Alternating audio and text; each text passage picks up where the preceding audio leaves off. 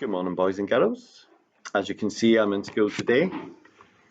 I thought I would sneak 10 minutes away to just come and read you chapter 2 of You're a Bad Man, Mr. Gum.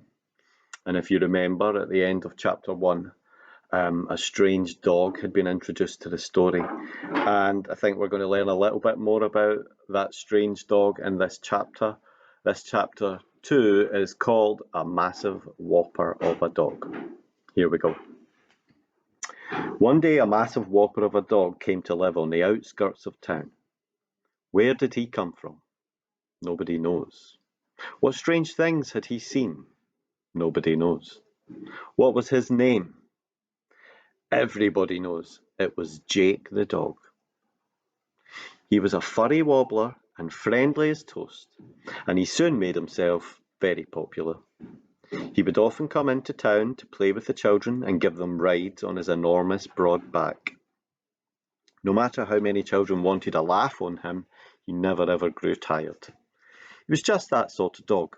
If he had been a person, he would probably have been a king, or at the very least a racing driver with a cool helmet. Or perhaps he would have been a gardener, because Jake the dog loved nothing more than playing in gardens.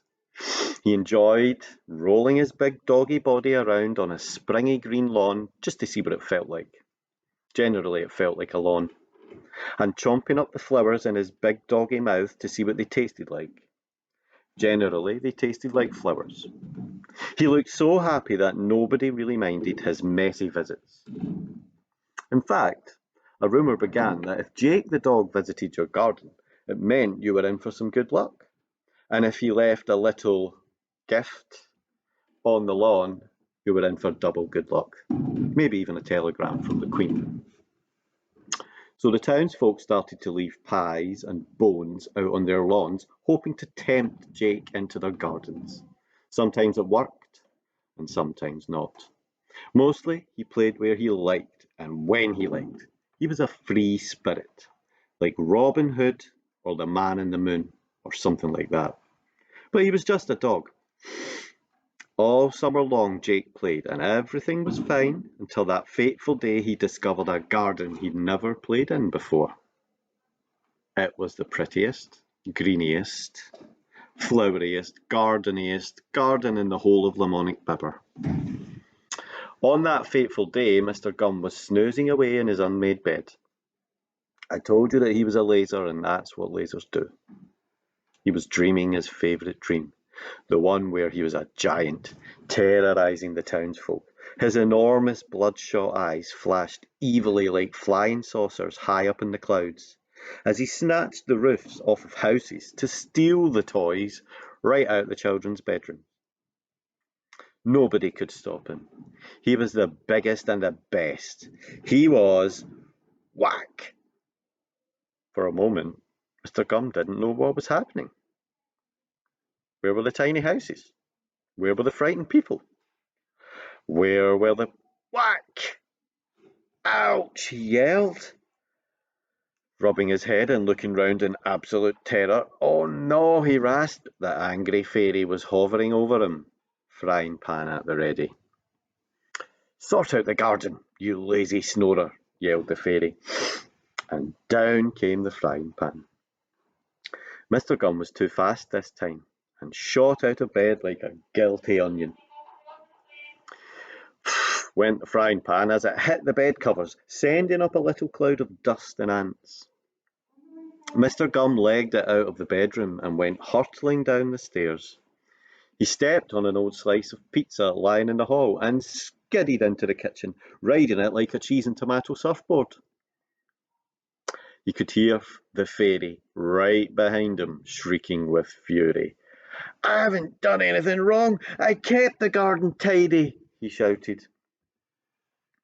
And he flung the back door open and ran outside.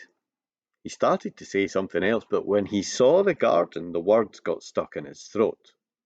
They tasted horrible. The garden was not tidy. The garden was a total wreck. The lawn was tufted up and torn. The flower beds were trampled and chewed. Rose petals and sunflower heads lay scattered all over the place like rose petals and sunflower heads. There was something lying under the oak tree that Mr. Gum did not even want to think about, and in the centre of the wreckage played the most monstrous dog Mr. Gum had ever seen. It was Jake, of course. The beast was rolling around for his own fun, his golden brown fur matted with grass, his happy eyes squinting into the sun. Before Mr. Gum's disbelieving eyes, 9 moles popped out of their holes and joined the party. The 2 smallest moles began bouncing up and down on Jake's furry belly and doing somersaults. The rest of them chased each other in circles and had little mini races. Whack! The pan came down on Mr. Gum's head faster than Superman. Slap! The pan whipped him one on the bottom. Boing! A fat one to the belly. Mr. Gum by this time was doubled up in pain. The fairy was above him, raging.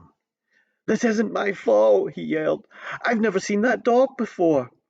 "I don't care. Whack!" said the fairy. "You do the gardening. It's your job." Mr. Gum flung himself down on the lawn and lay there whimpering. His eyes were firmly tight shut in unbraveness. Jake, on the other hand, was having a brilliant time. But just then a cloud shaped like a bone drifted by. With a hungry bark, Jake ran off to chase it. Mr. Gum watched as the dog bounced over the fence and disappeared off to who knows where. The moles raced back into their mole holes at the speed of moles. As suddenly as it all began, the terror was over.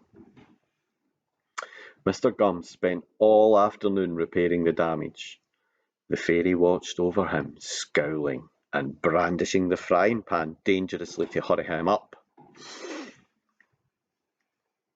Eventually, the garden was back to normal, and with one last whack for good measure, the fairy flew back to the bathtub and vanished completely.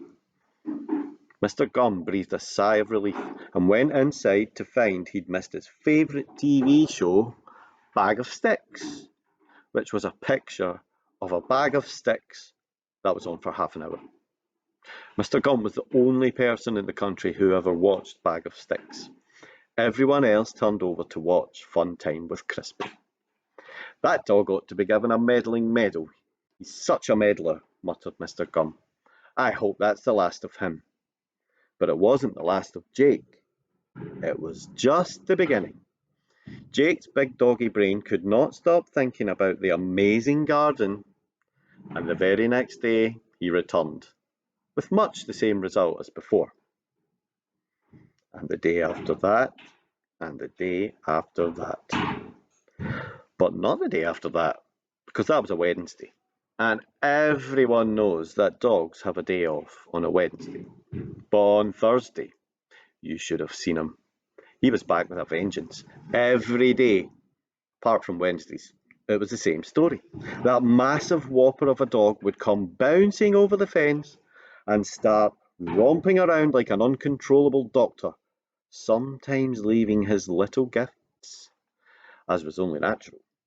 Mr. Gum would run out into the garden shaking a fist, trying to frighten him off, but he would never catch him, never. Jake would just bark like a cheeky schoolboy doing an impression of a dog barking. Then he'd bounce over the spiky fence and disappear off to who knows where. 3 weeks later, Mr. Gum was covered in frying pan-shaped bruises, and he had missed 10 episodes of Bag of Sticks. It was time for action. Nasty action. Nobody in particular shrugged his shoulders and wandered off to eat his dinner. Mr. Gum went to the shed and got out his thinking cap. He put it on his knee, because it was a kneecap, and started to think about how to get rid of that dog. Okay, I'll see you next week for chapter 3, guys.